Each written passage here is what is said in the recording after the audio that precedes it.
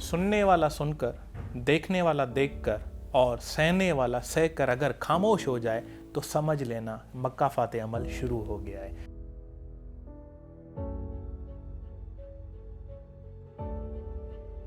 अक्सर आप लोगों ने सुना होगा कि जैसी करनी वैसी ही बढ़नी होती है। तो एक इदारे में एक बॉस था, उसको अचानक सुबह को गुस्सा आया। उसने गुस्से में क्या किया, अपने मैनेजर को थप्पड़ मार दिया। मैनेजर परेशान, उसके पास नौकरी कर रहा था, क्या करे, मुलाजमत थी, खामोश होकर चला गया। छुट्टी का टाइम हुआ, जब घर पहुंचा, घर उसकी बेगम जैसे ही बोलने लगी, कुछ बेगम ने बोला, इसने गुस्से में अपनी बेगम को थप्पड़ मार दिया। बेगम परेशान, क्या करे, उसको गुस्सा तो था, अब क्या करे, कैसे करे। तो अचानक से बड़ा बेटा आया और अपनी माँ से बात करना शुरू हुआ, तो माँ ने गुस्से में उसे थप्पड़ मार दिया। बड़ा बेटा परेशान, कहाँ जाए, अपना गुस्सा कहाँ निकाले। तो वो चला गया छोटे भाई की तरफ। उसने देखा छोटा भाई बैठा हुआ था, उसको पकड़ के एक थप्पड़ मार दिया। छोटा परेशान, क्या हुआ, वो गुस्से में उठा, दरवाजा खोला, दरवाजा बंद किया, बाहर चला गया। अचानक से उसे एक कुत्ता नजर आया, इसने उसे लात मार दी। अचानक से उसे एक कुत्ता नजर आया, उसने इसको लात मार दी। कुत्ता भागने लगा, भागते भागते भागते अचानक से एक बंदे को बाइट कर दिया। पता है वो बंदा कौन था? ये वही बंदा था जो उस मैनेजर का बॉस था। तो यही चीज है जिंदगी में, मक्का फाते अमल होता है, जैसा करोगे वैसा ही भरोगे। तो इसी तरह की एक और मिसाल है, आप अगर दरख्त पे फल देखते हैं तो वो दरख्त पे फल देखती हैं आंखें, मगर आंखें चल नहीं सकती। इसी तरह की एक और भी मिसाल है, एक बंदे ने किसी और के पार्क में एक दरख्त पे फल देखा। आंखों ने देखा फल, मन में आया लालच। अब आंखों ने देखा, कदम ने साथ दिया चलने में। जब कदम जाके वहां पहुंचे तो अब उतारने के लिए हाथों ने दिया साथ। हाथों से उतारा और मुंह ने खाया, गया पेट में। जब मालिक को पता चला, उसने मारा पीठ पे और आंसू निकले आंख से। तो यही चीज है कि देखने वाली थी आंख, चलने वाले थे कदम, उतारने वाला था हाथ और खाने वाला था मुंह। गया पेट में, मार पड़ी पीठ को, निकले आंसू आंख से। तो यही मक्का फाते अमल है, क्योंकि मन में लालच इसी वजह से आई थी, क्योंकि आंखों ने देखा था। तो यही रिपीट होता है हमारी भी लाइफ में। अगर हम अच्छा करेंगे तो अच्छा ही मिलेगा, अगर बुरा करेंगे तो वो बुरा ही होगा। So you have to learn from each and every example. यही हकीकत है लाइफ की। आप सीखते रहो, आहिस्ता आहिस्ता से जाते रहो और अच्छे काम करते रहो, जिंदगी आपकी बदल जाएगी। Thank you so much. Don't forget to subscribe our YouTube channel.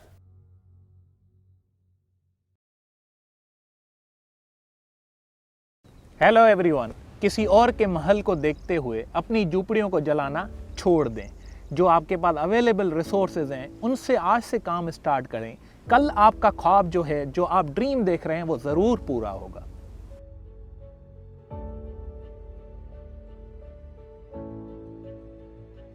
एक बंदा सिविक ब्रांड न्यू गाड़ी में एक मॉल में जाता है और गाड़ी पार्क की, जैसे ही गाड़ी से उतरा, उसकी नज़र अचानक से BMW गाड़ी पे पड़ी और दिल में ख्वाहिश आई कि काश ये BMW गाड़ी मेरे पास होती।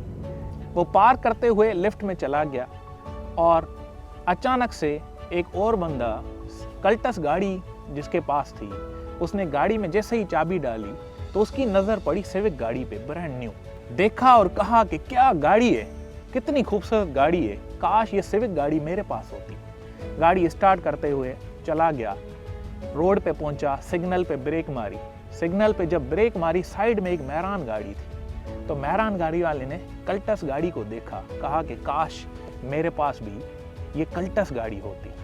इतने में ही उस गाड़ी के सामने एक बाइक वाला गुजरा और बाइक वाले ने बाइक रोकी और कहा कि काश मेरे पास कोई गाड़ी होती, चाहे कोई भी हो, कोई भी गाड़ी हो।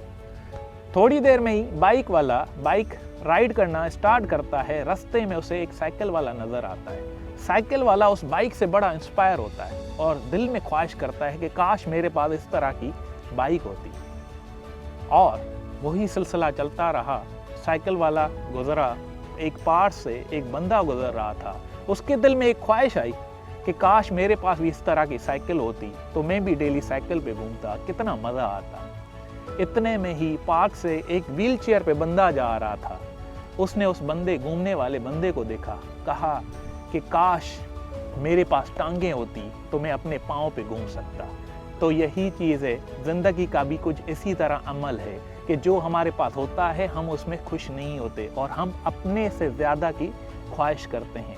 तो ख्वाहिश करना छोड़ें, काम करना शुरू कर लें। जितना आपके पास जो चीज़ें मौजूद हैं उनसे काम करें। देखें अल्लाह आपको किस तरह से नवाजता है, एक नहीं तो दूसरे रास्ते से आपको ज़रूर नवाजेगा। तो कोशिश करते रहें, अपने अंदर यकीन रखें, काम करते रहें, एक दिन कामयाबी आपको ज़रूर मिलेगी। ज़रूरत तो फ़कीर की भी पूरी हो जाती है मगर ख्वाहिशें बादशाह की भी पूरी नहीं होती। Thank you so much. Don't forget to subscribe our YouTube channel.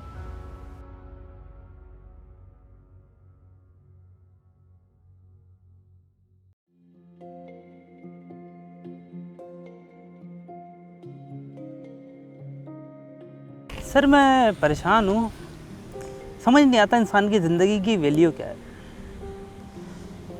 कोई इंजीनियरिंग करके छोले बेच रहा है,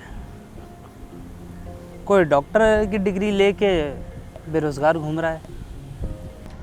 बहुत अच्छा सवाल किया तुमने साथ। मुझे अचानक से एक कहानी याद आ गई। ये पत्थर देख रहे हो, इसी तरह एक बच्चा बैठा था अपनी माँ के साथ और उससे पूछने लगा परेशानी के आलम में, मैं अपनी ज़िंदगी से जो है ना तंग आ चुका हूँ, क्या करूँ, कैसे करूँ, मुझे समझ नहीं आ रहा मेरी ज़िंदगी की वैल्यू क्या है। तो उसकी माँ क्या करती है, एक पत्थर उठा के उसे देती है हाथ में और कहती है ये जाओ मार्केट में बेच के आओ। जब मार्केट में जाओ तो वहाँ रेट नहीं बताना, जब वो पूछे कोई खरीदने वाला तो उसे कहना सिर्फ 2 उंगली दिखा देना। वो बच्चा जो है ना मार्केट चला गया, ढूंढते ढूंढते उसे एक खातून मिली और उसको वो पत्थर जो है ना पसंद आ गया। तो बच्चे से पूछा कितने में बेच रहे हो, तो उस बच्चे ने खामोशी से 2 उंगली ऊपर कर दी और दिखाने लगा। तो उस खातून ने समझा $2 और कहने लगी ये $2 में देती हूँ, मुझे दे दो। मगर बच्चे ने उसे दी नहीं, वापस चला गया अपनी माँ के पास और सारी कहानी अपनी माँ को बताई। अब माँ ने कहा कि यही पत्थर लेकर जाओ और बेच के आओ म्यूज़ियम में। तो वो बच्चा फिर से वो पत्थर पिक करते चला गया, मार्केट गया, म्यूज़ियम में चला गया। म्यूज़ियम में जैसे ही पहुंचा तो म्यूज़ियम वाले को पत्थर बड़ा पसंद आया। म्यूज़ियम वाले को जैसे पत्थर पसंद आया तो बच्चे से पूछा कितने में दे रहे हो। तो बच्चे ने फिर से खामोशी से 2 उंगली ऊपर कर दी। म्यूज़ियम वाले ने समझा कि ये $200 की है, तो कहा कि $200 में दे रहा हूँ, मुझे ये दे दो। तो बच्चे ने उसको नहीं दी और खामोशी से वापस चला गया और उससे पूरी कहानी बताई। तो माँ ने फिर से कहा कि ये पत्थर लोग अब जो हीरे बेचते हैं, सोने का काम करते हैं और डायमंड का काम करते हैं ना, उनके पास लेकर चले जाओ। तो बच्चा वो पत्थर लेकर फिर से मार्केट चला गया और एक हीरे वाली दुकान पे पहुंचा। तो हीरे वाले ने कहा ये तो बड़ा नायाब पत्थर है, तुम्हें कहाँ से मिला, ये पत्थर मुझे दो, कितने में दोगे। तो फिर से उस बच्चे ने कहा, 2 उंगली उठा के दिखाई। जो डायमंड वाला था उसने समझा $20,000। तो कहा कि बच्चे को पत्थर मुझे दे दो। तो बच्चा पत्थर दिया नहीं, वापस चला गया अपने माँ के पास और पूरा किस्सा बताया। तो बच्चा बड़ा परेशान था, अपनी माँ को कह रहा था कि मैं जब मार्केट चला गया तो एक ने कीमत लगाई $2, जब मैं चला गया म्यूज़ियम में तो उसकी कीमत लगी $200 और मैं जब चला गया डायमंड वाले के पास तो उसकी कीमत हो गई $20,000। इसके पीछे क्या वजह है। तो उसकी माँ ने कहा कि जिस तरह इस पत्थर की कीमत असल वो जानता है जो इस पत्थर का काम करता है, इसी तरह तुम्हारी जो एक्सपर्टी है ना, तुमसे ज़्यादा बेहतर कोई नहीं जानता। अपने अंदर जानो कि तुम्हारे अंदर क्या एक्सपर्टी है। जब आप अपनी एक्सपर्टी को ढूंढोगे ना, फिर पता चल जाएगा तुम्हारी कीमत कहाँ है। अगर तुम्हें आर्टिस्ट बनना है तो आर्टिस्ट ही बनो, ना कि डॉक्टर की फील्ड में चले जाओ। अगर इंजीनियर बनना है तो किस फील्ड में इंजीनियर बनना है ये अपने अंदर जानो और अपनी कदर मानो कि जिस फील्ड में जो काम अच्छा लगे वही काम करो, तो आप कामयाबी भी मिलेगी और यही आपकी भी कीमत जो है ना $20,000 लग सकती है। ये कहानी आपको कैसे लगी कमेंट्स में हमें ज़रूर आगाह करें और don't forget to subscribe our YouTube channel.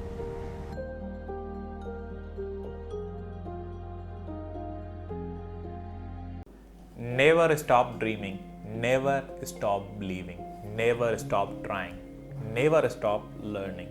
जब ये सारी चीज़ें आप करते हो तो आपके अंदर एक यकीन आता है और आपका दिल मुतमइन होता है और आप उस मंजिल को पा सकते हो। तो आज उसकी बात करेंगे कि कोई कामयाबी नस्ल से नहीं आती, कोई कामयाबी ज़ात से नहीं आती और कोई कामयाबी रंग से नहीं आती।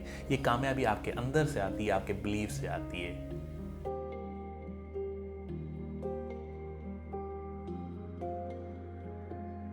एक गुब्बारे वाला था, उसके बाद बहुत मुख्तलिफ कलर के बलून्स थे। नीला भी था, पीला भी था, हरा भी था, सफ़ेद भी था। वो क्या करता था, अक्सर जाके उसके अंदर बलून के अंदर हीलियम गैस फिल करता था। अब जब इसकी सेल कम हो जाती, कोई इससे परचेज नहीं करता था, तो उस वक्त इसके दिमाग में एक ख्याल आया कि क्यों ना ऐसे करूं, किसी एक बलून में हीलियम गैस भर के उड़ाऊं। जैसे ही बलून उड़ेगा तो बच्चे खुश होंगे और अट्रैक्ट होंगे। तो इसने एक्सपेरिमेंट किया, एक बलून में हीलियम गैस भरी और उसको काट के छोड़ दिया। जैसे ही बलून उड़ता गया तो बच्चे अट्रैक्ट हुए और भागते भागते इसके पास आए, अपने माँ बाप से पैसे लेकर इससे बलून लिए, तो इसकी सेल बढ़ गई। फिर ऐसे ही हुआ इत्तेफाक से, जब भी इसकी सेल कम होती तो उस वक्त ये फिर से यही करता कि एक बलून में हीलियम गैस भर के उड़ा देता था। जब उड़ाता था तो बच्चे फिर से अट्रैक्ट होते थे और इसकी सेल बढ़ जाती थी। ऐसे ही करते करते एक दिन अचानक एक छोटा सा बच्चा आया, इसकी कमीज पीछे से खींची, तो ये बंदे ने पीछे जब देखा तो वो छोटा सा बच्चा था। तो बच्चे ने कहा कि अंकल अंकल मुझे एक सवाल है आपसे। तो बलून वाले ने कहा बताओ। तो बच्चे ने कहा कि अगर ये काला बलून में हम गैस डालें तो क्या ये उड़ सकता है?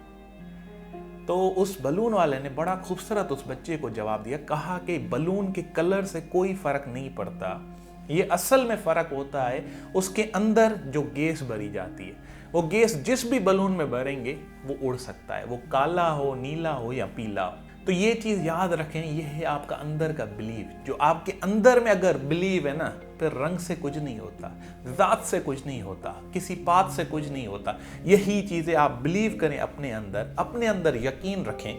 इस बलून की तरह आप भी बुलंदियों पे उड़ सकते हैं। जब आपके अंदर यकीन होगा, आप ख्वाब देखेंगे, उस पर यकीन करेंगे और कोशिश करेंगे और लर्निंग कंटिन्यूस करेंगे, तो आज नहीं तो कल आपको उस मंजिल पर पहुंच सकते हैं।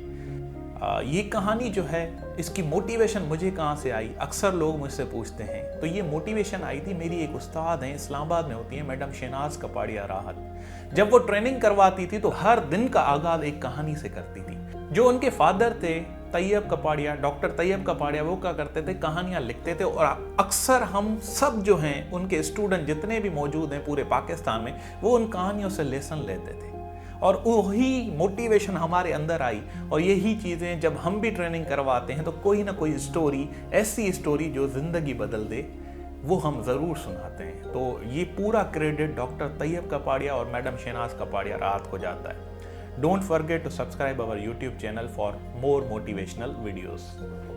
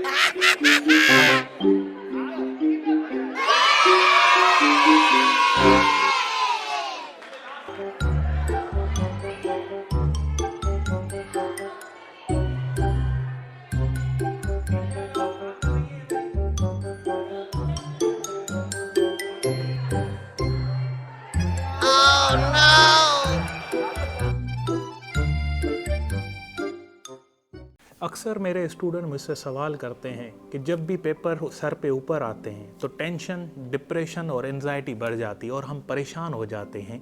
तो आज हम इस पे बात करेंगे।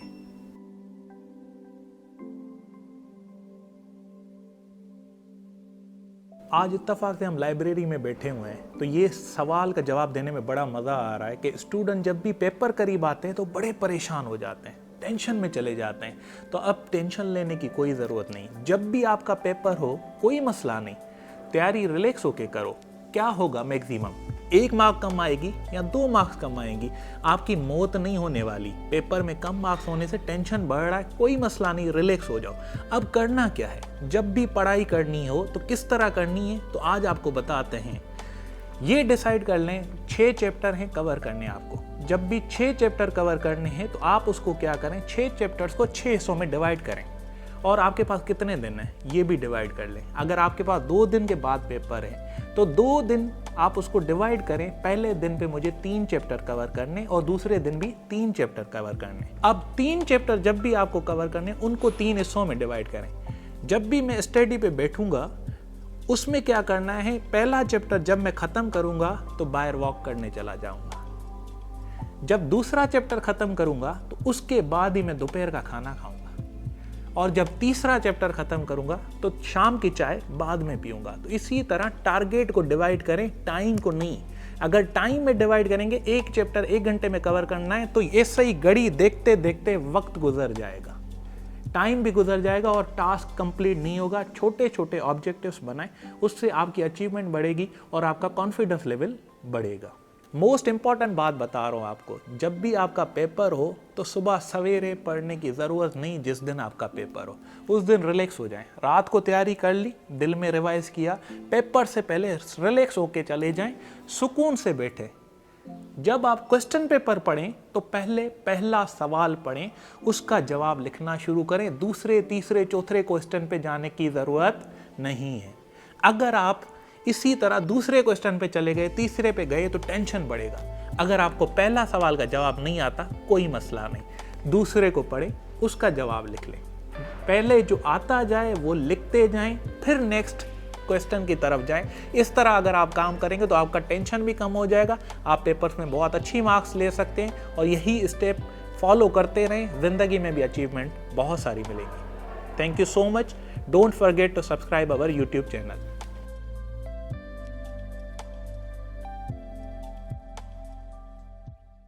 Hello everyone.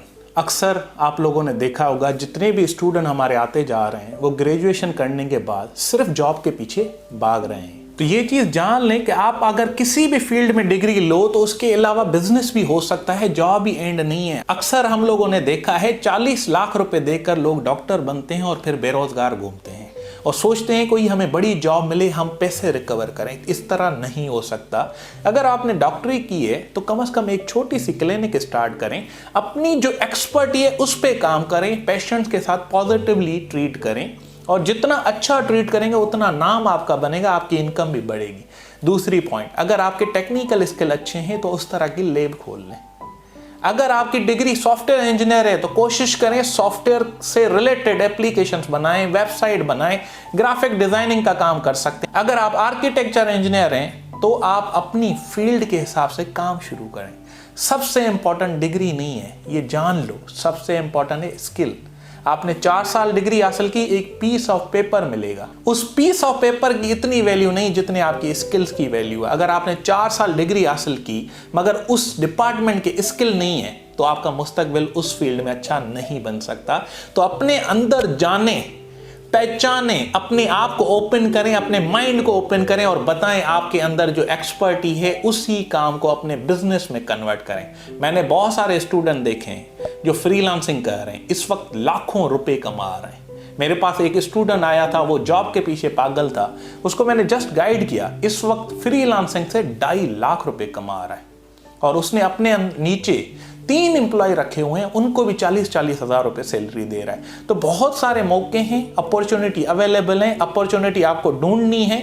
मसला इज नॉट इम्पॉर्टेंट, असल उस मसले को हल करो, वही अपॉर्चुनिटी है जो आपको मुस्तकबिल में एक बहुत ही अमीर तरीन इंसान बना सकती है, one of the richest person of world भी बना सकती है। वो चाहे आप बिल गेट बने, चाहे वो आप एलन मस्क बने, चाहे वो मार्क जुकरबर्ग बने, यही चीज जान लें। चाहे वो आप ईदी बन जाएं, चाहे वो आप मलिक रियाज बन जाएं, तो बन सकेंगे तब जब आप अपने स्किल को जानेंगे और काम करना स्टार्ट करेंगे, तो आप सक्सेसफुल बन सकते हो। अगर आपको कोई भी क्वेश्चन हो आप जरूर कमेंट में हमें लिखें, हम आपको उसका जवाब देंगे। और don't forget to subscribe our YouTube channel.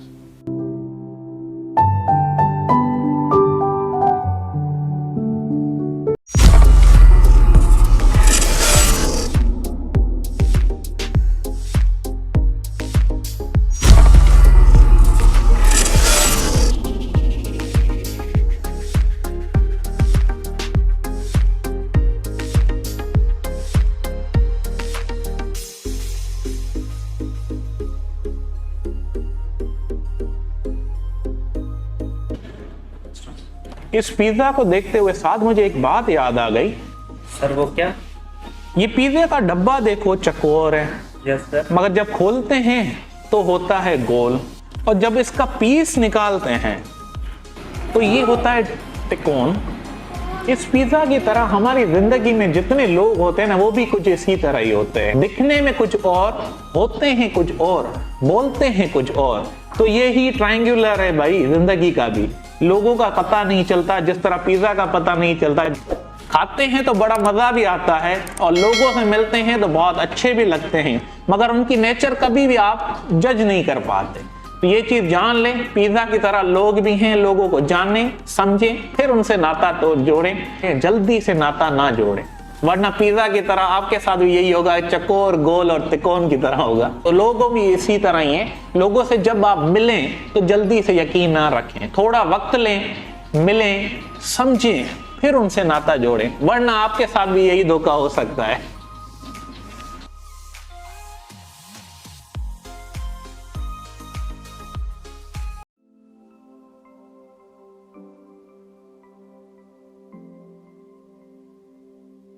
अस्सलाम वालेकुम। कुछ नया सीखना है? yes, sir. तो रेडी हो? yes, sir. मजा नहीं आया? Are you ready? चले जी, मेरे पास कुछ बैग में कुछ चीज़ें हैं, मैं निकालता हूँ, देखते हैं उससे क्या निकलता है, वो जादू है या कोई क्या चीज़ है, देखते हैं। सबसे इम्पोर्टेंट चीज़, प्रोडक्ट कुछ ना कुछ होगी, बताना आपको है। ये क्या है मेरे हाथ में? जार, खाली डब्बा। जी सर। और मेरे हाथ में कुछ और भी है।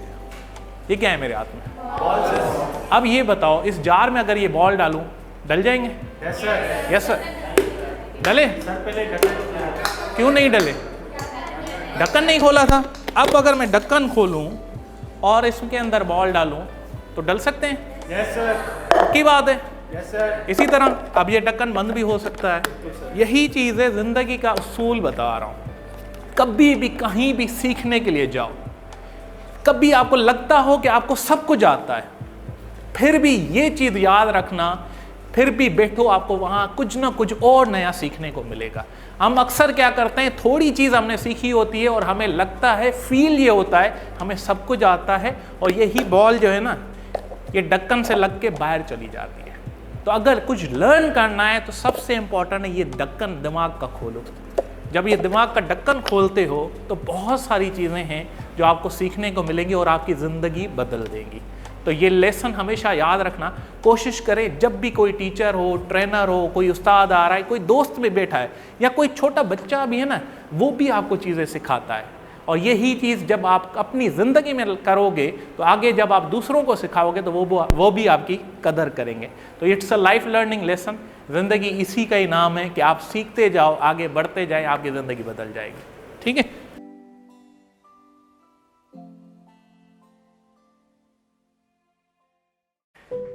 एक मालिक अपने पास एक नौकर को रखता है और उससे इंस्ट्रक्शन देता है कि डेली रात को मुझे 1 किलो दूध जग में दिया करो। और इसी तरह वो नौकर इसको दूध देता है। कुछ दिनों के बाद उसकी नीयत खराब होती है, तो वो क्या करता है, 1 पाव दूध निकाल लेता है, वो खुद पीता है और उसमें पानी डाल के मालिक को 3 पाव दूध और 1 पाव पानी मिला के दे देता है। अचानक से एक शख्स देखता है और वो जाके मालिक को कंप्लेन करता है कि आपका नौकर जो है ना, आपका दूध पी जाता है। तो मालिक क्या करता है, नौकर की चोरी रोकने के लिए एक और नौकर रख लेता है। 2-3 दिन मालिक को दूध सही मिलता है। उसके बाद क्या होता है कि दोनों की सेटिंग हो जाती है आपस में। 1 पाव दूध एक नौकर पीता है, दूसरा पाव दूसरा पीता है। मालिक को आधा किलो दूध, आधा किलो पानी मिला के देते हैं। ये बात देखते हुए तीसरा एक शख्स आया था, उसने वो देखा। जब ये देखा मंजर, मालिक को कंप्लेन की। मालिक ने क्या किया, इन दोनों की चोरी रोकने के लिए तीसरा नौकर रख दिया। तीसरा नौकर जब आया तो वो भी इनके साथ मिल गया।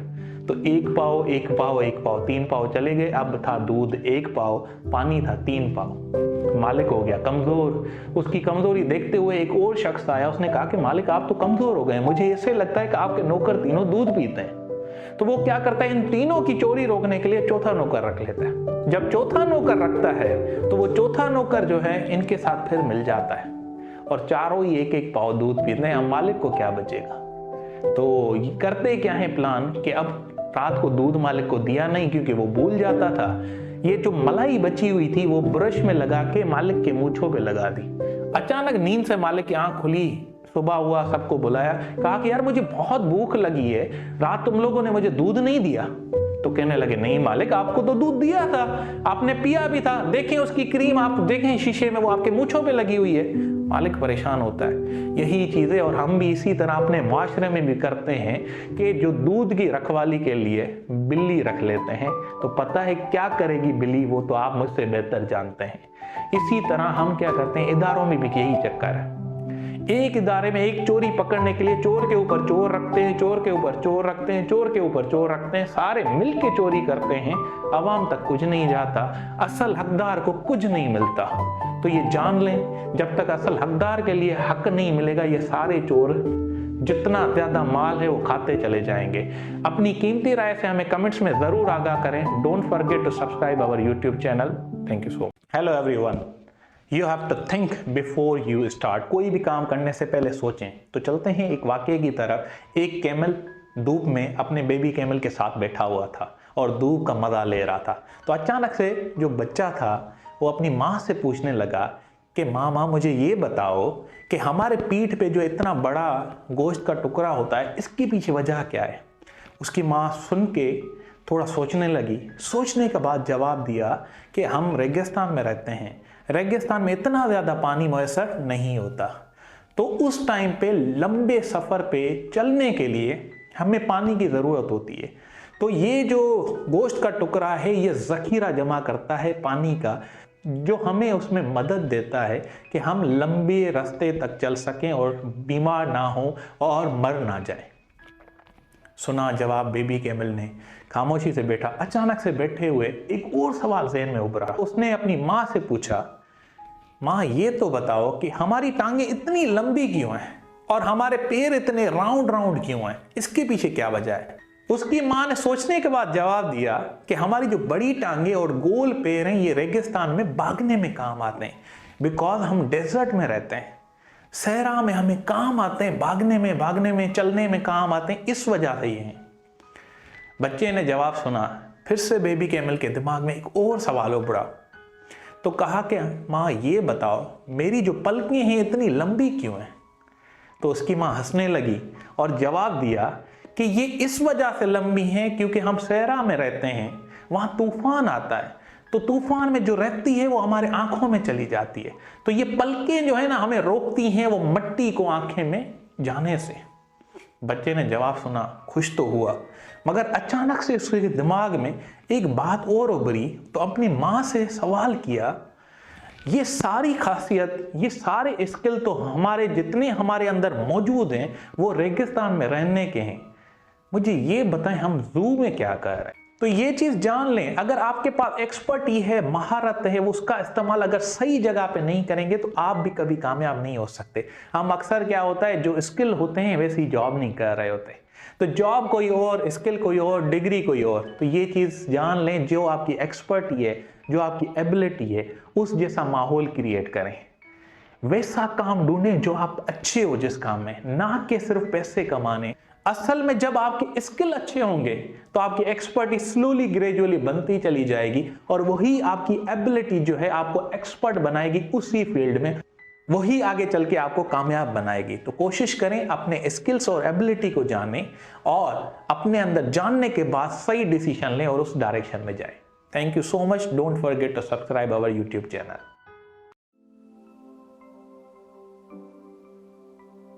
यार इकरा समर आने वाली थी, अभी तक आई नहीं। पता नहीं यार, अब तक आई यार नहीं। मौसम भी अच्छा हो रहा है, आ जाती वो तो। पता नहीं अब तक आई नहीं है, आने वाली चलो होगी शायद। वेट करते हैं, क्या वेट पता आ करते जाए। हैं उसका। आ गई समर। अरे समर यार, हम तुम्हारा ही वेट कर रहे थे, बैठो।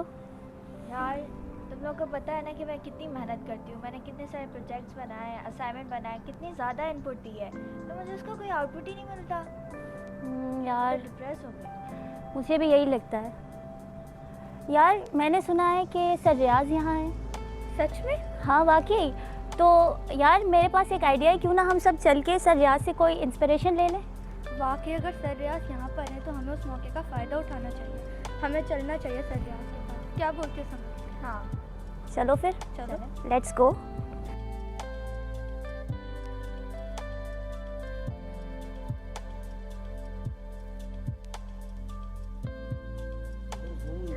वालेकुम सलाम।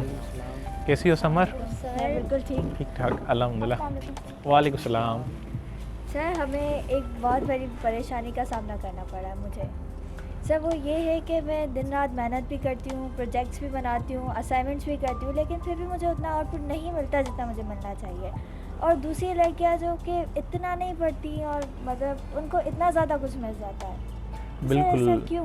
बिल्कुल, ये लाइफ का उसूल है। जब भी आप मेहनत करते हो तो इसी तरह बहुत सारी चीज़ें कभी अप कभी डाउन होता रहता है।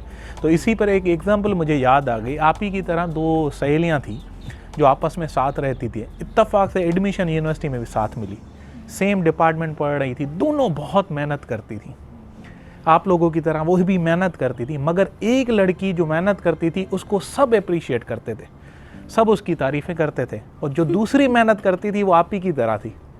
वो मेहनत तो कर रही थी मगर उसकी तारीफ़ नहीं होती, सब उसको डिस्करेज करते, ताने मारते, तंग करते, उसको अप्रिशिएट नहीं करते, उसको टेंशन होता। मगर उसने हिम्मत नहीं हारी, उसने मोहब्बत कर दी किताबों से।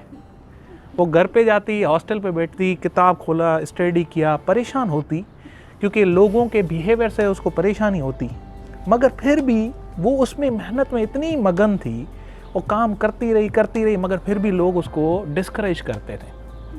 फाइनली एग्ज़ाम्स आए, रिज़ल्ट जब आने वाला था, सबको ये था कि जो मेहनत करती थी, जिसको लोग अप्रिशिएट करेंगे, उसका पहला नंबर आएगा। मगर जब रिज़ल्ट आया, पता है क्या हुआ? जब रिज़ल्ट आया तो जो आप जैसी दूसरी लड़की थी जिसको डिस्करेज करते थे, उसने पहली पोजीशन ली। और यही लाइफ का उसूल है। तो एक आपने मिसाल तो ज़रूर सुनी होगी कि मेहनत इतनी खामोशी से करो कि कामयाबी शोर मचा दे। तो उस लड़की ने भी आप ही की तरह मेहनत की, लगन के साथ काम किया और एक दिन कामयाब हो गई और पहली पोजीशन ली। इस वक्त बहुत अच्छे इदारे में जॉब भी कर रही है। तो मेन चीज़ क्या है, आप भी टेंशन ना लो। ये जो ऊपर से बातें आ रही हैं ना, इनको इग्नोर करो। आप अपने काम में मेहनत करो। जिस दिन आप मेहनत करोगे तो आज नहीं तो कल आप भी पहली पोजीशन लोगे, आप उसमें सक्सेसफुल हो सकते हैं।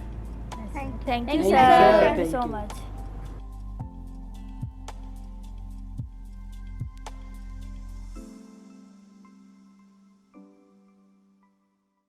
Hello everyone. कोई भी काम स्टार्ट करने से पहले you have to think either you have start one day और फ्रॉम डे वन। तो डिसाइड कर लो एक दिन करना है या आज से स्टार्ट करना है।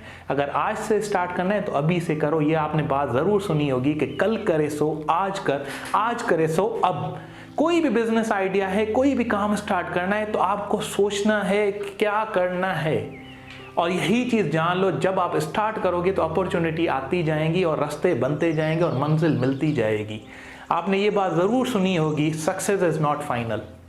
कामयाबी हतमी नहीं है, फाइनल नहीं है। अगर एक कामयाबी मिलेगी तो दूसरी कामयाबी के लिए फिर से आपको मेहनत करनी है और लगन के साथ काम करना है, और वो कामयाबी आहिस्ता आहिस्ता से आगे बढ़ती जाएगी। दूसरी बात ये भी आप लोगों ने ज़रूर सुनी होगी कि failure is not a fault, it's a opportunity. क्योंकि फेल्योर आपको सिखाता है और सीखने के बाद ही आप अपॉर्चुनिटी हासिल करते हुए मंजिल की तरफ जाते हो। तो जान लो, टुडे इज हार्ड। आप अगर आज काम स्टार्ट कर रहे हो, आज मुश्किल होगी, टुमारो विल बी वर्स्ट, कल उससे ज्यादा मुश्किल हो सकती है, but day after tomorrow will be sunshine. तीसरे दिन सूरज की किरण जरूर निकलेगी। वो तीसरा दिन ढूंढें और काम आज से करें, अभी से करें, तो वो ही देखेंगे मंजिल आपको मिलेगी। ट्राई आप करेंगे, सक्सेस आपको मिलेगी और अपॉर्चुनिटीज निकलती आएंगी। आज नहीं तो कल वो अपॉर्चुनिटीज आपको एक कामयाब शख्स बना सकती हैं। Don't forget to subscribe our YouTube channel for more motivational videos. Hello everyone, ये बात तो अक्सर आप लोगों ने ज़रूर सुनी होगी कि जहालत से बेहतर है इल्म, क्योंकि जाहिल इंसान से बेहतर है जिसके पास इल्म हो। मगर बात इधर ख़त्म नहीं होती। इल्म से बेहतर है अमल, क्योंकि इल्म हासिल करना इम्पॉर्टेंट नहीं है, इसके साथ अमल आप करेंगे तो वो ज़्यादा इम्पॉर्टेंट रहता है।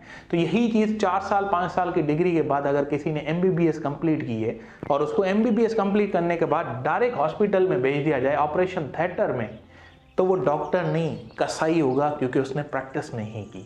इसी वजह से हाउस जॉब करवाई जाती है कि उसका रिहर्सल हो, प्रैक्टिस हो जाए, वो यूज्ड टू हो जाए उन चीज़ों को इस्तेमाल करते हुए। तो ये जान लें, इल्म से बेहतर अमल होता है। मगर बात इधर भी ख़त्म नहीं होती, क्योंकि अमल से बेहतर होता है इश्क, खुलूस अपने काम के साथ। वही बात कहते हैं कि डॉक्टर ने डिग्री हासिल की, प्रैक्टिस की, क्लिनिक में बैठा हुआ है, अचानक से पेशेंट आया और उससे रूड बात करेगा तो पेशेंट भाग जाएगा, नेक्स्ट टाइम आएगा ही नहीं। अगर वही उसको रिस्पेक्ट देगा, इखलाक से बात करेगा, तो 50% मरीज वहां ही सेट हो जाता है। तो यही हकीकत है, इल्म से बेहतर होता है इश्क, खुलूस अपने काम के साथ। और आपको भी यही बता रहा हूं कि आप भी अपने काम के साथ इश्क करें, मोहब्बत करें, खुलूस करें। एक शेर तो आपने सुना होगा कि हम दुआ लिखते रहे, वो दगा पढ़ते रहे, एक नुक्ते ने मुहर्रम से मुजरिम बना दिया। एक नुक्ते की बड़ी वैल्यू होती है। आप अक्सर बहुत सारे लोग मेहनत करते हो, कामयाबी नहीं मिलती। पता है क्यों? क्योंकि आपने नुक्ता गलत जगह पे लगाया हुआ है। क्योंकि मेहनत के नून का नुक्ता नीचे लेकर आओ तो बनती है मोहब्बत। तो मेहनत के साथ अपने काम में मोहब्बत करके देखें, आपको कामयाबी जरूर मिलेगी और जो आपका ड्रीम है वो जरूर पूरा होगा। तो यही चीज है, मेहनत इज नॉट ओनली इंपॉर्टेंट, मेहनत के साथ मोहब्बत करें उस काम के साथ, उसमें पैशन क्रिएट करें, लगन के साथ काम करें, तो आज नहीं तो कल उसमें आप कामयाब जरूर होंगे। ये चीज जान लें और यही चीज मान लें। Thank you so much. Don't forget to subscribe our YouTube channel. Hello everyone, बाहर ममालिक में आपने अक्सर देखा होगा कि जितने घर बनते हैं वो लकड़ी के बनते हैं। इसी तरह एक इदारे में एक कंपनी थी जो घर बनाती थी। उसके बाद एक बहुत ही अच्छा टैलेंटेड कारपेंटर था जो पिछले 20 साल से वहां काम कर रहा था। एक दिन उस कारपेंटर को ख्याल आता है कि मेरे पास जितना टारगेट था 300 घर बनाने का, वो मैंने कंप्लीट कर दिया। जितनी मेहनत करनी थी वो मैंने कंप्लीट की है, अब जाऊं मैं अपनी फैमिली और बच्चों को टारगेट।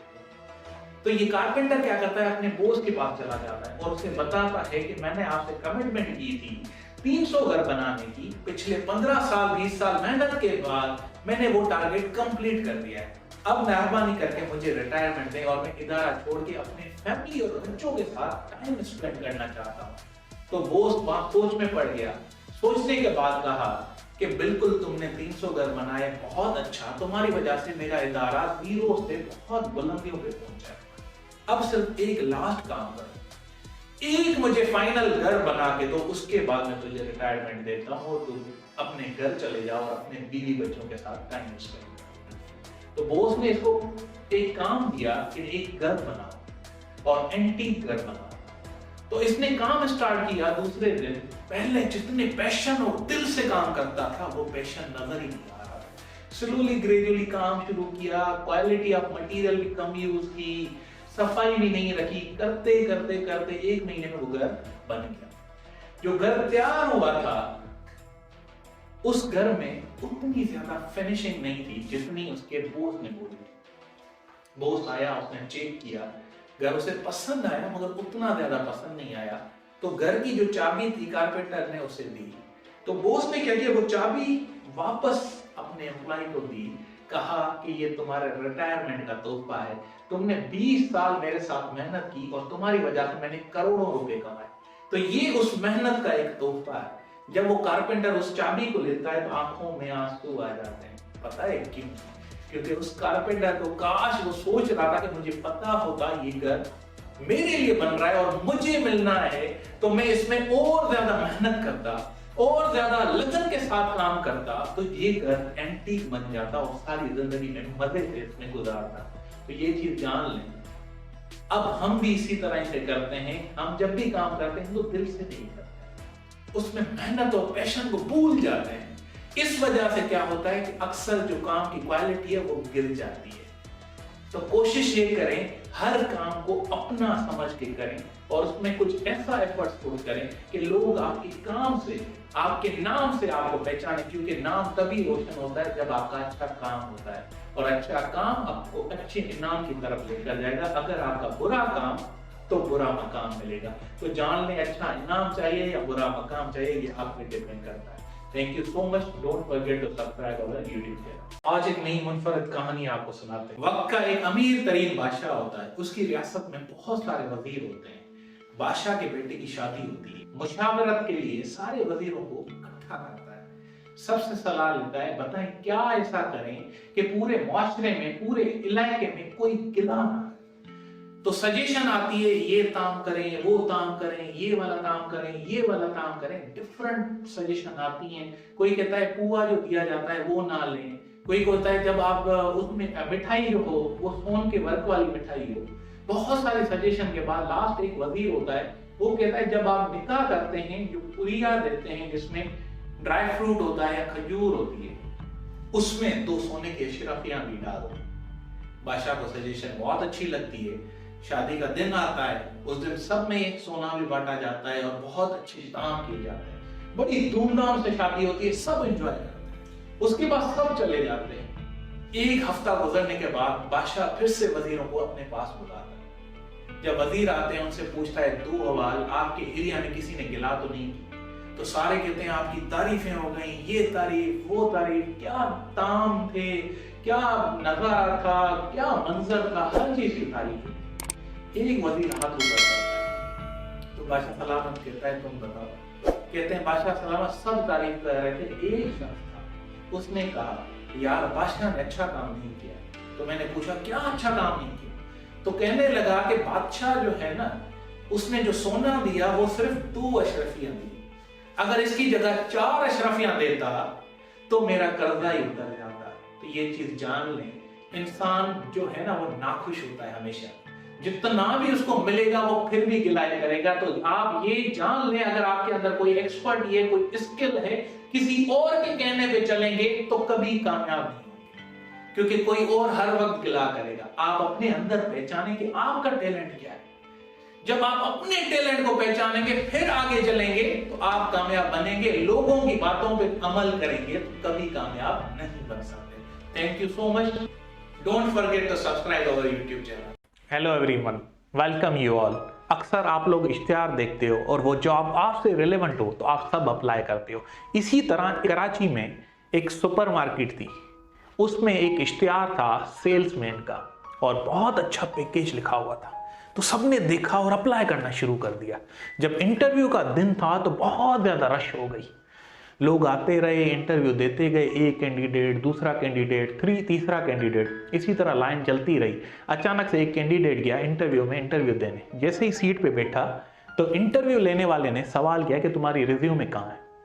तो जो इंटरव्यू देने आया था वो कहता है मेरे पास रिज्यूमे नहीं है। इंटरव्यूअर परेशान हो जाता है, कि रिज्यूमे नहीं फिर भी आया है। फिर उससे पूछता है तुम्हारी क्वालिफिकेशन क्या है, तो वो इंटरव्यू देने वाला बताता है कि मैं मैट्रिक फेल हूं। तो इंटरव्यूअर गुस्से में सीट से उठ जाता है और कहता है कि तुम मेरा वक्त बर्बाद करने आए हो, तुम मेरा टाइम वेस्ट कर रहे हो, इतने ज्यादा क्वालिफाइड की लाइन लगी पड़ी है फिर भी तुम इधर आ गए हो। तो इंटरव्यू देने वाला जो बंदा होता है वो कहता है सर 2 मिनट मुझे दे दें, फिर मेरी 2 मिनट बात सुन लें, फिर आपका जो दिल करे करिएगा। तो वो राजी होता है। ये कहता है कि सर आपको सेल्समैन में चाहिए क्या, आपकी जो सुपर मार्केट है उसकी सेल बढ़े, मैं गारंटी लेता हूं आप मुझे 1 मंथ आजमा लो, उस 1 मंथ के अंदर अगर आपकी सेल ना बढ़े तो आप भले मुझे बगैर सैलरी के निकाल दीजिएगा, मुझे कोई एतराज नहीं, अगर मैं सेल बढ़ा दूं तो आप मुझे आगे कंटिन्यू कीजिएगा। तो इंटरव्यू लेने वाला राजी होता है, उस सुपर मार्केट में जाता है, सुबह से जॉब शुरू करता है, महीना पूरा होता है, उस डिपार्टमेंटल स्टोर सुपर स्टोर की सेल 10 गुना बढ़ जाती है। बड़ा खुश होते हैं, दूसरे स्टोर्स की सेल इतनी नहीं बढ़ी, जिसमें वो मैट्रिक फेल वाला था उसकी सेल बढ़ गई। जब पता करते हैं तो पता चलता है 80% सेल वो एक मैट्रिक फेल बंदा था उसकी वजह से बढ़ गई है। जो उस सुपर मार्केट का ऑनर मालिक होता है वो बड़ा खुश भी होता है, कहते हैं मैं कल पूरा दिन में इसको ऑब्जर्व करूंगा। सुबह सवेरे हुई, उठा, तैयार हुआ, जैसे ही अपने सुपर मार्केट में पहुंचा वहां जाके इसको ऑब्जर्व करना शुरू किया। तो ये एक बुजुर्ग शख्स था, उससे डीलिंग कर रहा था और उससे फिशिंग रॉड सेल कर रहा था, और वो महंगी तरीन फिशिंग रॉड जो वहां पड़ी थी उस स्टोर में 10,000 रुपए की, वो उसको राजी कर लिया उसको खरीदने में, और इसकी ये रॉड पिछले 3 सालों से सेल ही नहीं हो रही थी। मालिक बड़ा खुश हुआ कि यार मेरी एक चीज जो बिकी नहीं रही थी वो सेल हो गई। जैसे ही वो बुजुर्ग शख्स लेकर वापस जाता है तो कहता है एक्सक्यूज मी सर, वो मैट्रिक फेल वाला बंदा कहता है एक्सक्यूज मी सर मेरी बात एक सुन लें। तो वो कहता है जी बताओ। कहता है सर आपने स्टिक तो ली है मगर इसके साथ चारा तो ले लेना, अपनी स्टिक में फिश पकड़ने वाला नया चारा आया है, लेटेस्ट 500 रुपए का है, ये चारा जब लेकर जाएंगे अपनी स्टिक में लगाएंगे तो मछली पकड़ लेंगे आसानी से। वो बड़ा खुश होता है, कहता है भाई दे दो। जैसे ही पलटता है तो फिर से कहता है एक्सक्यूज मी सर, सर आप मछली तो पकड़ेंगे मगर रखेंगे किस चीज में? तो ये देखें लेटेस्ट बास्केट आई है, इस बास्केट में अगर आप मछली रखेंगे तो 2 दिन तक खराब नहीं होगी। तो वो खुश होता है, कहता है भाई कितने की है? कहता है 500 रुपए की। ठीक है भाई दे दो। जैसे ही टर्न करता है फिर आगे चलने लगता है, जैसे ही आगे जाता है तो उस वक्त फिर से कहता है कि एक्सक्यूज मी अंकल एक बात मेरी सुन लें। तो वो कहता है जी बच्चे बताओ क्या बात है? कहते सर बाहर इतनी ज्यादा धूप है, इतनी ज्यादा गर्मी है, धूप में बैठेंगे कहां पर, तो आप ऐसे करें यहाँ अम्ब्रेला पड़ी है, इतना अच्छा छाता है जो आप लगा देंगे, वो स्टैंड रख लेंगे तो वो छाता बन जाएगा, आप धूप से बच जाएंगे। तो वो पूछता है कितने का है? कहता है 2000 का। चलो ये भी दे दो। अब थी कहानी 10,000 से 13,000 तक बिल पहुंच गया। फिर से पलटता है, आगे बढ़ने लगता है तो कहता है एक्सक्यूज मी सर एक बात। वो बुजुर्ग शख्स कहता है जी बताओ क्या हुआ? तो वो कहता है सर अम्ब्रेला तो ली, बैठेंगे कहां पर, इतनी धूप में 3 घंटे 2 घंटे खड़े होंगे, थक जाएंगे, एक चेयर भी ले लें, फोल्डिंग वाली चेयर है, लाइट वेट है, इजी, जहां भी लेकर जाएं आपको काम आएगी। तो वो राजी होता है, वो कहता है कितने की है? कहता है 1000 की है सिर्फ सर। चलो भाई ये भी दे दो। बिल बन गया 14,000 का। जैसे ही पलटा आगे बढ़ने लगा तो फिर से कहता है एक्सक्यूज मी अंकल 1 मिनट, सिर्फ 1 मिनट। तो वो बुजुर्ग शख्स कहता है जी भाई अभी क्या हुआ? हंसते हुए उसे बोलता अभी क्या हो गया? कहता है सर मछली पकड़ने में अगर ज्यादा टाइम लग जाए तो आपको भूख भी तो लगेगी ना, तो चलिए कुछ खाने पीने की चीजें भी लेकर जाएं। तो इतने में वो 500 की चीजें और पैक हो जाती हैं, तो ये बिल बन जाता है जाके 14,500 का। मालिक दूर से बैठ के देखता है, बड़ा खुश होता है, यार 10,000 की चीज लेने आया था, 4,500 और बिका दिए। जैसे ही बुजुर्ग शख्स वो पैकिंग करके बिल पे करके चला जाता है तो मालिक आके उस सेल्समैन को गले लगा देता है, यार तेरी वजह से सेल बनी है, इतना अच्छा सेल्समैन तो मेरे पास मौजूद ही नहीं है, तुमने मेरे डिपार्टमेंट की सेल बढ़ा दी। वो सिर्फ बुजुर्ग शख्स 10,000 की फिशिंग रॉड लेने आया था और तुमने 14,500 का सामान उसे दे दिया, यार तू तो बड़ी मेहनत करता है। तो वो जो मैट्रिक फेल था शख्स वो कहता है एक्सक्यूज मी सर, वो असल में फिशिंग रॉड लेने नहीं आया था, वो 5 रुपए का न्यूज़पेपर लेने आया था। मैंने उसे राजी किया कि संडे का दिन है, घर बैठ के बेकार क्यों इन्वेस्ट कर रहा है, इससे अच्छा है जाओ मछली पकड़ो और खूब बना के खाओ, मजा आएगा, खुद भी खाओ, अपनी फैमिली को भी खिलाओ। तो यही बात है कि एमबीए डिग्री इंपॉर्टेंट नहीं है। 4 साल आप मेहनत करो, 6 साल मेहनत करो, डिग्री हासिल करो, ये असल इंपॉर्टेंट नहीं। असल है आपको चीज बेचनी आनी चाहिए, किसी को चीज चिपकानी नहीं है, बहुत ही अच्छे तरीके से उसका बेनिफिट बताना है, उसकी नीड क्रिएशन देखनी है, उसकी डिमांड देखनी है कि अगला बंदा ले सकता है, तो उस हिसाब से वो चीज बताओ कि जो आप बेच सकते हो। तो अपने अंदर स्किल डेवलप करें, ना कि सिर्फ डिग्रियां बनाते जाएं। जितने आपके अंदर स्किल होंगे उतने ज्यादा आप बहुत अच्छे सेल्समैन भी बन सकते हो और बहुत अच्छे बिजनेसमैन भी बन सकते हो। Thank you so much. ये कहानी आपको कैसे लगी अपने कमेंट्स में हमें जरूर आगाह करें। Thank you so much. Don't forget to subscribe our YouTube channel. Hello everyone. अक्सर आप लोगों ने देखा होगा कि काम जब भी होता है, लोगों को मिलता है, तो वो अक्सर यही करते हैं कि मैं काम नहीं कर रहा, मेरे एक काम करने की वजह से क्या रिज़ल्ट पे फ़र्क पड़ेगा, मैं नहीं करता, बाकी लोग कर लेंगे। और इसी तरह हर कोई काम करना छोड़ देता है और एंड में रिज़ल्ट जो है ना वो ज़ीरो आता है। ये क्यों रिज़ल्ट आता है ज़ीरो, जानते हैं इस कहानी में।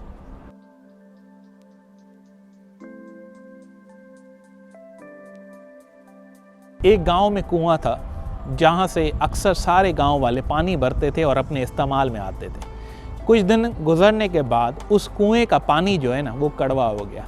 सब परेशान हो गए, क्या करें कैसे करें, समझ नहीं आ रहा, कोई और हल मौजूद नहीं था।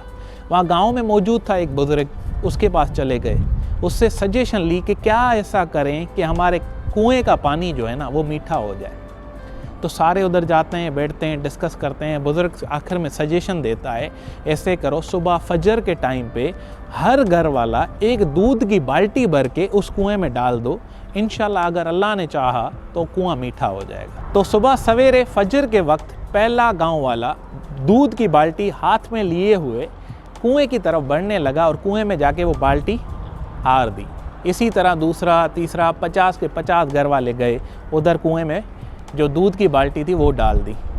जब सुबह 8-9 बजे का टाइम हुआ, सब जमा हुए कुएं की तरफ। जब कुएं में देखने लगे तो सब परेशान हो गए, क्योंकि वहाँ दूध की कोई बूंद भी नज़र नहीं आ रही थी। तो परेशान थे, एक दूसरे को कुछ भी नहीं बोल रहे थे। फिर बाल्टी निकाली पानी की और पीने लगे तो वही कड़वा का कड़वा पानी था। पता है क्यों? क्योंकि हर किसी ने यही सोचा कि मेरे एक दूध की बाल्टी से क्या फ़र्क पड़ेगा, मैं उसमें दूध की जगह पानी डालता हूँ। और 50 के 50 घरों ने इसी तरह किया, उसमें दूध नहीं डाला, पानी डाल दिया। तो यही अक्सर इदारों में भी यही होता है। लोग होते हैं टीम में काम करने के लिए, 50 लोग उधर बैठे होते हैं, हर कोई यही सोचता है मेरे एक काम करने से क्या फ़र्क पड़ेगा, मैं काम नहीं करता, बाकी कर लेंगे। तो कोई काम करता ही नहीं, एंड में रिजल्ट आता है ज़ीरो। तो ये जान लो, काम करना है तो अभी से करो, खुद करो, किसी और पे डिपेंडेंट ना रहो। अगर दूसरे पे डिपेंडेंट रहोगे तो यही हल होगा, वो मीठा पानी नहीं, कड़वा पानी आपको भी पीना पड़ेगा और वही कड़वा घूंट आपकी ज़िंदगी बर्बाद भी कर सकता है। तो you have to change your mind, अपनी सोच को बदलें और आगे चलते जाएं। Thank you so much. Don't forget to subscribe our YouTube channel.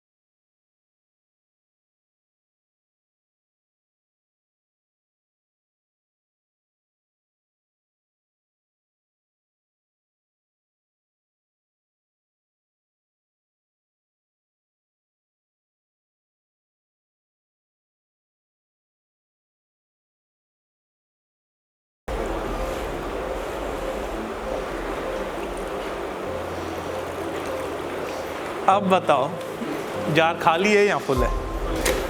Full है, पक्की बात है। ढक्कन बंद कर दूं? अब यही चीज़ें हमारी, ये जार जो रिप्रेजेंट कर रही है वो हमारी ज़िंदगी को रिप्रेजेंट कर रही है। ये जार जो रिप्रेजेंट कर रही है हमारी ज़िंदगी को रिप्रेजेंट कर रही है। जो बड़े बॉल हैं असल में वो एक्चुअल जो हमारी लाइफ के मेन चीज़ें हैं, लाइक हमारी फैमिली, हमारी असल प्रायोरिटीज़, जो हमारा ड्रीम है, जो बनना है, ये वो चीज़ें हैं जो मेन है, सबसे इम्पॉर्टेंट। दूसरी जो छोटे बॉल से, जिसको कह रहे हैं हम, क्या कहते हैं, बिलोर, कंचे या बिलोर जो कह रहे हैं, ये बिलोर जो हैं ये भी इंपॉर्टेंट थिंग्स हैं, मगर ये बाद में आती है। ये कौन सी इंपॉर्टेंट है कि हमारी एजुकेशन, हमारी जॉब, हमारी सैलरी, हमारे लिए कोई ट्रेनिंग प्रोग्राम हो, एक्टिविटी हो जिससे हम लर्न करें आगे। इस पैसों से हम गाड़ी भी ले सकते हैं, घर भी बना सकते हैं, मोबाइल भी ले सकते हैं। ये छोटे छोटे जो मार्बल्स थे, ये हमारे लिए प्रायोरिटीज हैं, जिसको कहते हैं सेकंड प्रायोरिटीज हमारी लाइफ की। और ये मिट्टी क्या रिप्रेजेंट कर रही थी? ये मिट्टी रूटीन के वर्क, आज वो इससे लड़ गया, ये रूटीन है, ये काम था, मोबाइल देखना है, लैपटॉप देखना है, व्हाट्सएप देखना है, मूवीज देखनी है। अगर यही में मिट्टी अगर पहले जार में फिल करता तो क्या होता? फिर शायद ये सारी जो इंपॉर्टेंट बड़े जो बॉल्स थे या छोटे बॉल्स, ये इस जार में नहीं आ सकते थे। इसी तरह हम क्या करते हैं, हम भी अपनी लाइफ में मिट्टी को पहले फिल कर देते हैं, मतलब छोटी छोटी चीजों में और ऐसे ही आम रूटीन वर्क में सारा टाइम स्पेंड कर देते हैं। असल जो एक्चुअल हमारी लाइफ का गोल है वो भूल जाते हैं। तो यही चीज आपकी लाइफ में है कि पहली चीज, सबसे इंपॉर्टेंट चीज क्या थी? आपकी फैमिली और आपका ड्रीम, आपका विजन, आपका पैशन। और जो छोटे बॉल्स हैं ये आपके सेकंड आते हैं, जो आपकी जॉब है, तालीम है, उससे गाड़ी लेनी है, बंगलो बनाना है, लैपटॉप लेने हैं, कैमरा लेना है या मोबाइल लेना, कुछ भी है, ये भी इंपॉर्टेंट है। मगर इनके बाद ये छोटी छोटे मसले आते हैं।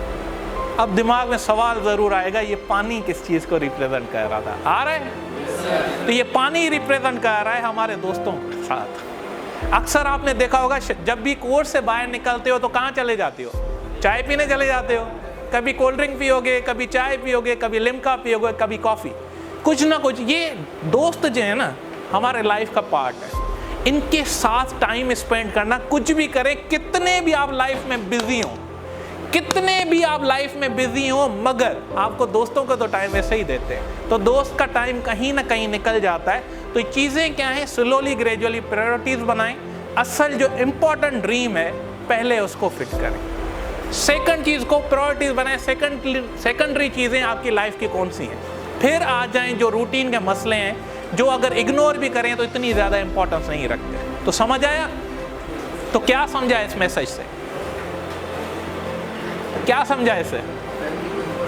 ठीक है, जो हम देते नहीं हैं। हम अक्सर बाहर और कामों में, मोबाइल में, सोशल मीडिया में, घर में बैठे होते हैं तो अक्सर सारा दिन मोबाइल पे लगे होते हैं, आगे कौन बैठा है ध्यान ही नहीं देते। और वही चीज़ ट्रांसफ़र होती जा रही है हमारी फैमिलीज़ में, और हमारे जो अगली नस्ल आ रही है ना, वो अगली और आपको इम्पोर्टेंस नहीं देगी। तो चीज़ों को प्रायोरिटीज करें, मैनेज करें, जो सबसे इम्पोर्टेंट है उसको पहले, बाद में सेकेंडरी, थर्ड, फोर्थ जो इम्पोर्टेंट चीज़ें हैं वो करते जाओ, और सेकेंडरी चीज़ों को साइड करते जाओ। तो आप देखें लाइफ चेंज हो जाएगी।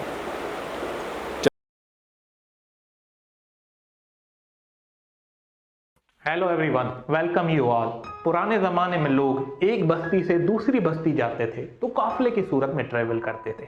तो जैसे ही एक रास्ते से जा रहे थे, आगे पहुंचे तो उनको एक गुफा नजर आई, क्योंकि बस्ती जो थी गुफा के दूसरी तरफ थी।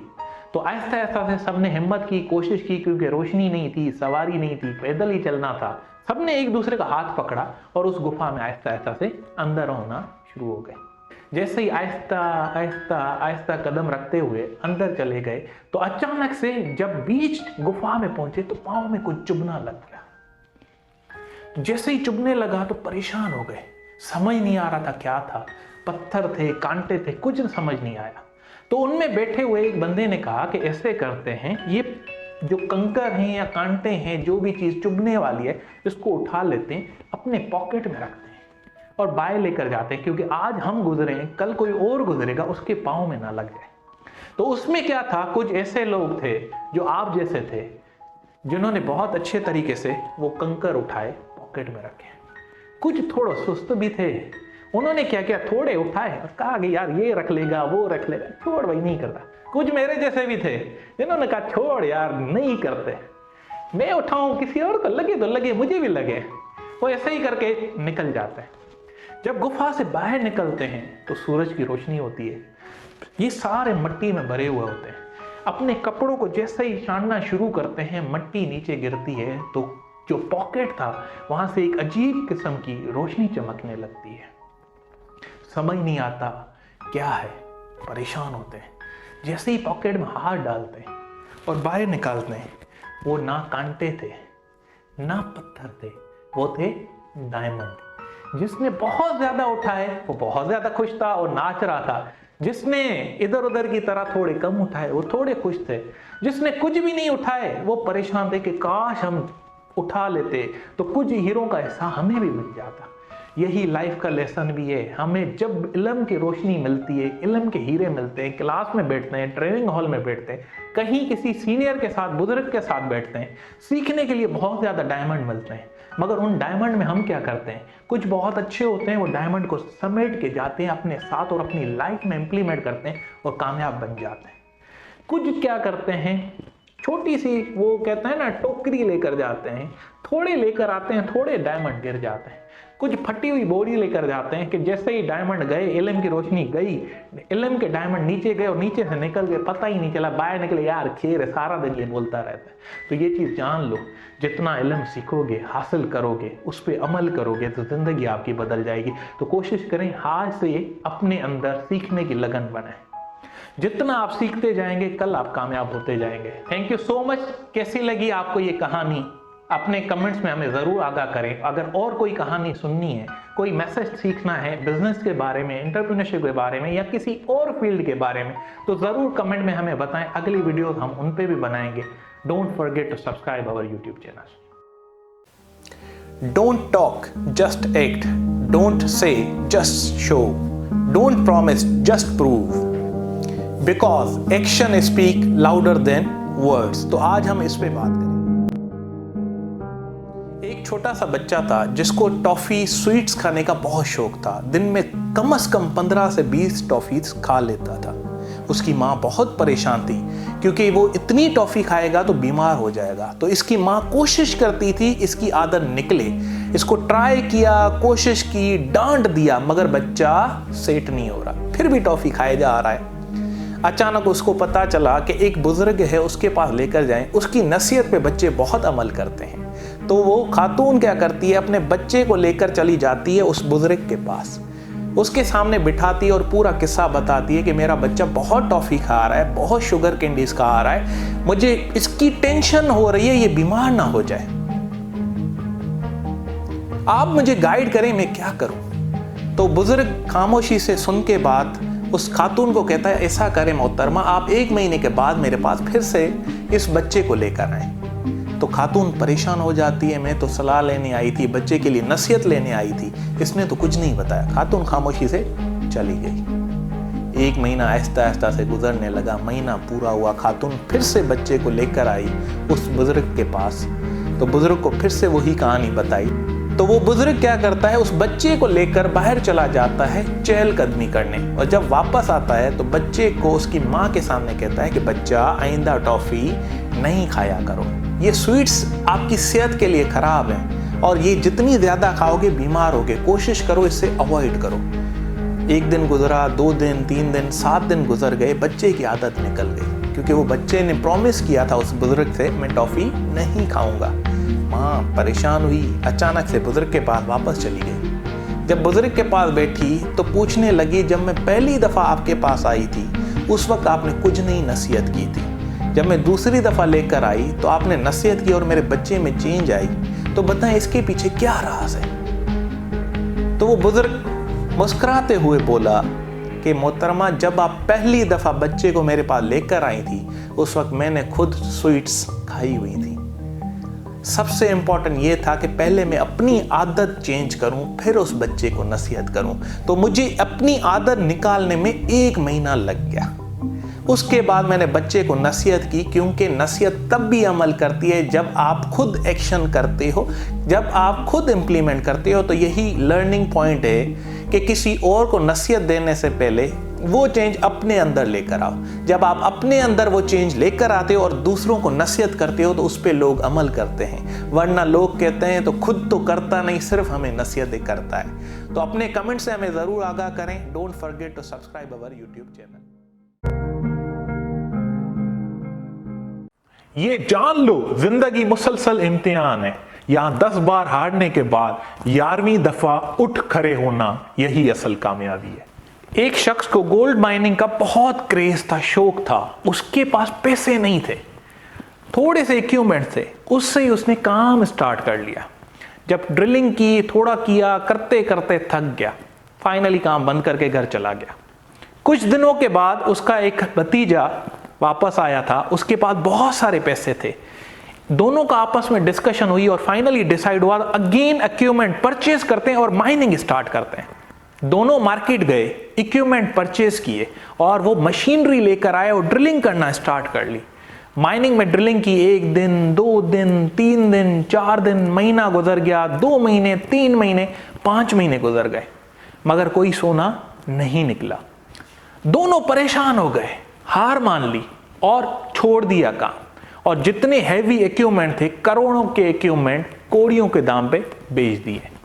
जिस बंदे ने इनसे इक्विपमेंट परचेज किए थे वो भी माइनिंग का काम करता था। उसने इंजीनियर को हायर किया और उससे डिस्कशन की कि इसको चेक करो कि यहाँ क्या पोजीशन है। तो उस बंदे ने 1 दिन, 2 दिन, 6 दिन मेहनत के बाद रिजल्ट बताया कि माइनिंग जहां तक की गई थी उससे सिर्फ 3 फीट नीचे सोना मौजूद है। तो बंदा खुश हुआ और ड्रिलिंग की 3 फीट जैसे और उसको खुदाई की तो उससे सोना निकला, बड़ा खुश हुआ। अब ये चीज जान लें, जिसने पहले बंदे ने इन्वेस्टमेंट की थी, इतना ज्यादा पैसा लगाया था, वो सिर्फ 3 फीट दूर थे अपनी मंजिल से, अपने सोने से, अपना अमीर बनने से। तो यही चीज है लाइफ में भी। हम भी क्या करते हैं, जब मंजिल करीब आने वाली होती है तो थोड़ी मुश्किलात, परेशानियों की वजह से हम काम ही छोड़ देते हैं और इधर का ड्रीम उधर चले जाते हैं, पता ही नहीं चलता। तो कोशिश करें, जब भी कोई काम करें तो ठान लें, उसकी कोशिश करके एक्सपर्टी हासिल करते करते हिम्मत नहीं आ रहे, ट्राई करेंगे तो आज नहीं तो कल वो मंजिल जरूर मिलेगी। हौसला और सब्र करना है, तकलीफ आएगी कोई मसला नहीं, उस तकलीफ को साइड में रखें, काम करते जाएं, मंजिल जरूर मिलेगी। Thank you so much. Don't forget to subscribe our YouTube channel. अपनी जिंदगी की जिम्मेदारी कबूल कीजिए, जान लीजिए कोई और नहीं जो आपको उस मकाम पर लेकर जाए जो आप खुद चाहते हैं। एक यूनिवर्सिटी का वाकया है, एक प्रोफेसर ने स्टूडेंट्स को टेस्ट रखी थी, नेक्स्ट दिन पे टेस्ट थी, मगर जो 4 बच्चों का ग्रुप था उन्होंने क्या किया, रात पूरी इवेंट में, पार्टी में, मस्तियों में गुजार दी, तैयारी नहीं की। सुबह जब उठे परेशान हुए कि तैयारी नहीं है, टेस्ट कैसे देंगे। तो चारों ने प्लान किया कि हम ऐसा बहाना बनाते हैं कि जैसे प्रोफेसर राजी हो जाए और टेस्ट बाद में ले। तो सुबह सवेरे जब तैयार हुए, घर से निकले तो क्या किया, लेट गए मिट्टी में। ऐसा लग रहा था कि किसी काम और थकावट की वजह से इनके कपड़े मैले हो गए। तो प्रोफेसर के बाद एक एक गया कि सर वो हमारी रात गाड़ी खराब हो गई थी और उस गाड़ी को यूनिवर्सिटी लेकर आने में हमारे कपड़े ही खराब हो गए और हम पढ़ाई नहीं कर सके, तो हमें थोड़ा टाइम देने। प्रोफेसर राजी हो जाता है चारों के साथ और कहता है 3 दिन के बाद मैं टेस्ट लूँगा। 3 दिन गुजर गए, बच्चों को टाइम मिला, बहुत तैयारी की। जब टेस्ट पेपर में आए, बैठे, तो प्रोफेसर ने चारों ही स्टूडेंट को अलग अलग रूम में भेज दिया। एक रूम में, दूसरा दूसरे में, तीसरा तीसरे में और चौथा चौथे रूम में। और सबके साथ एक ही क्वेश्चन पेपर में 2 सवाल थे। पहला सवाल था कि आपका नाम क्या है, उसके आगे लिखा हुआ था 1 मार्क्स। दूसरा क्वेश्चन था कि आपकी गाड़ी का कौन सा टायर पंचर हुआ है, लेफ्ट, राइट, फ्रंट, राइट। अब चारों ही अलग थे, कौन सा जवाब बताएं। जो भी जवाब बताएंगे उसमें फंस तो जाना था, क्योंकि कहीं ना कहीं कोई तो गलती कर लेता। तो यही चीज़ है, अपनी ज़िंदगी की जिम्मेदारी आपको खुद कबूल करनी है। अगर आपके पास चैलेंजेस आ रहे हैं तो आपको खुद एक्सेप्ट करने, कोई और नहीं आएगा जो आपके चैलेंजेस एक्सेप्ट करे। तो जितनी भी जिम्मेदारी मिल रही है उसको एक्सेप्ट करें और फॉलो करते जाएं। आपकी ज़िंदगी में बहुत अच्छी बेहतरी आएगी। झूठ ना बोला करें। The moment you take responsibility of yourself in your life is the moment you can change anything in your life. Thank you so much. Don't forget to subscribe our YouTube channel. Hello everyone, welcome you all. आज एक मुनफरिद मिसाल के साथ फिर से आपसे मुलाकात हो रही है। एक बहुत ही अमीर तरीन आदमी था जिसके पास बहुत सारे पैसे थे। अचानक एक दिन उसकी आंख में दर्द होना शुरू हो गया। ट्रीटमेंट करवाया, डॉक्टर को दिखाया, इस डॉक्टर को, स्पेशलिस्ट को, बहुत सारे डॉक्टरों के पास गया, मगर इसका दर्द खत्म नहीं हुआ। इसको सजेशन मिली कि वहाँ एरिया में एक हकीम है, उसके पास जाओ, उससे ट्रीटमेंट करवाओ, आपको सेहतमंद मिल जाएगी। ये बंदा उसे ढूंढता है, हकीम के पास जाता है, हकीम के पास जाके बैठ के अपना मसला सारा बताता है। तो हकीम इसे कहता है कि भाई, अगर तुम्हें अपनी इस तकलीफ से छुटकारा चाहिए तो कोशिश करो अपने सामने जितनी भी चीजें हैं ना, वो ग्रीन चीजें देखो। तुम ग्रीन चीजें देखोगे तो तुम्हारी आंख सेट हो जाएगी। बाकी कोई भी कलर देखोगे तुम्हारी आंख का दर्द खत्म नहीं होगा।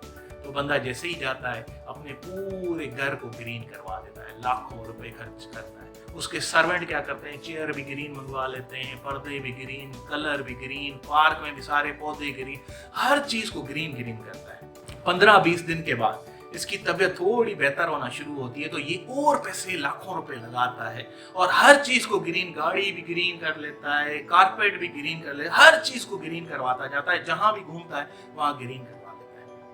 1 महीना गुजरने के बाद हकीम आता है इसके घर पे, इसका फिर से चेकअप करने। तो जैसे ही हकीम आता है तो उसको लाल रंग का कपड़ा पहना हुआ होता है। तो इसके जो सर्वेंट है वो क्या करते हैं, इसके ऊपर एक बाल्टी फेंक देते हैं ग्रीन कलर की। तो हकीम हंसता है, मुस्कुराते हुए उस बंदे के पास जाता है, पूछता है कि बताओ कैसी तबीयत है। तो वो कहता है काफी बेहतर होना शुरू हो गई। हकीम साहब उसे कहते हैं कि अगर तुम्हारे पास इतने पैसे हैं, तुमने करोड़ों रुपए सिर्फ पूरे एनवायरनमेंट को ग्रीन करने में लगा दिए, इससे अच्छा तुम एक ग्रीन चश्मा ले लेते तो सारी चीजें तुम्हें ग्रीन ही ग्रीन नजर आती, तुम्हारा 500,000 रुपए में काम हो जाता और तुमने फजूल में करोड़ों रुपए खर्च कर दिए। ये चीज जान लो, करोड़ों रुपए खर्च करके पूरे एनवायरनमेंट को आप नहीं बदल सकते। सिर्फ अपना एनवायरनमेंट बदलो, अपने आप को बदलो, पूरी दुनिया को बदलने लगोगे तो कभी भी मंजिल आपको नहीं मिलेगी। यही अपने नजरिए को बदलें, क्योंकि हम भी क्या करते हैं, जहां मिलते हैं हम पूरी दुनिया को, पूरे लोगों को बदलने की करते हैं, मगर पूरे लोगों को हम नहीं बदल सकते। अपने आप को बदलो। जब आप अपने आप को बदलोगे तो हर बंदा आपको अपने जैसा लगेगा। जिस तरह आपका मतलब है उसी तरह लोग आपको लगते हैं। तो सोच को बदलें। जब सोच बदलेंगे, नजरिए को बदलेंगे तो बहुत जल्दी हर चीज को आप एब्जॉर्ब भी कर लेंगे और उस माहौल में एडजस्ट भी हो जाएंगे। Thank you so much. Hello everyone, आज एक नए किस्से के साथ आपसे मुलाकात हुई। एक शख्स बहुत ही ज्यादा परेशान, जो ख्वाहिश करता था इतनी परेशानी लेकर एक बुजुर्ग के पास चला गया और उसे अपनी परेशानी बताई। ये मेरा ख्वाहिश थी कि अगर मुझे जॉब मिल जाती मैं अपने वालिद साहब की गाड़ी लेकर, अगर मुझे जॉब मिली ही नहीं पहले ही मेरे वालिद साहब को बता। मेरी ख्वाहिश थी कि मुझे प्रमोशन मिल जाए तो मैं उन पैसों से अपने बच्चों को दुनिया की सेवा करता। ऐसी बहुत सारी ख्वाहिशें थी जो मेरी कभी पूरी नहीं होती। मैं परेशान हो गया, तंग हो गया, बिल्कुल बेजार। और वो बुजुर्ग शख्स क्या करता है, उस बंदे को लेकर जाता है बाहर जहाँ गुलाब के फूल होते हैं, उस पार्क में लेकर जाता है और कहता है कि इस पार्क में से आपको एक फूल पिक करना है जो आपको सबसे बेहतरीन। बंदे को बताता है और कहता है अगर आप क्रॉस करके गए लाइन वापस नीचे नहीं जा सकते, तो आपको पिक करना है और यही लाइन तकरीबन आगे 15-20 फीट करनी है। इसमें से जो सबसे बेहतरीन फूल लगे वो शख्स जाता है, देखता है, वो देखता जाता है, पसंद आते हैं, मगर ये ख्याल होता है कि आप ये कोई और उससे ज्यादा अच्छा क्रॉस होता है। चलते चलते और फिर ख्वाहिश आएगी आगे करते करते आखिरी जगह पर जहाँ पहुँचता है वहाँ सारे के सारे जाए फूल पिक करना भी लाजमी काम है। क्या करते हैं, उन उलझाए हुए फूल में थोड़ा फूल पिक करके बुजुर्ग शख्स आ जाता है और उसे बुजुर्ग शख्स उसे पूछता है क्या हुआ। कहा कि यार मेरे रास्ते में बहुत सारे फूल हैं और मेरी ये कृपा है कि अगला फूल इससे ज्यादा बेहतर हो सकता है। इस वजह से मैंने आगे चलता गया और आगे दूसरे फूल से इस वजह से अपने उसमें से यही उसूल है। हम भी लाइफ में क्या करते हैं, छोटी छोटी खुशियों, बड़ी खुशी की तलाश में छोटी छोटी खुशियाँ इग्नोर करते जाते हैं और अपनी लाइफ में जाते हैं। यही लाइफ लर्निंग लेसन है, छोटी छोटी खुशियों को सेलिब्रेट करें अपने बच्चों के साथ, फैमिली के साथ, और ये एंजॉय करना जब आप शुरू करेंगे तो जिंदगी आपकी बदल जाएगी और आप कामयाब। Thank you so much. Don't forget to subscribe.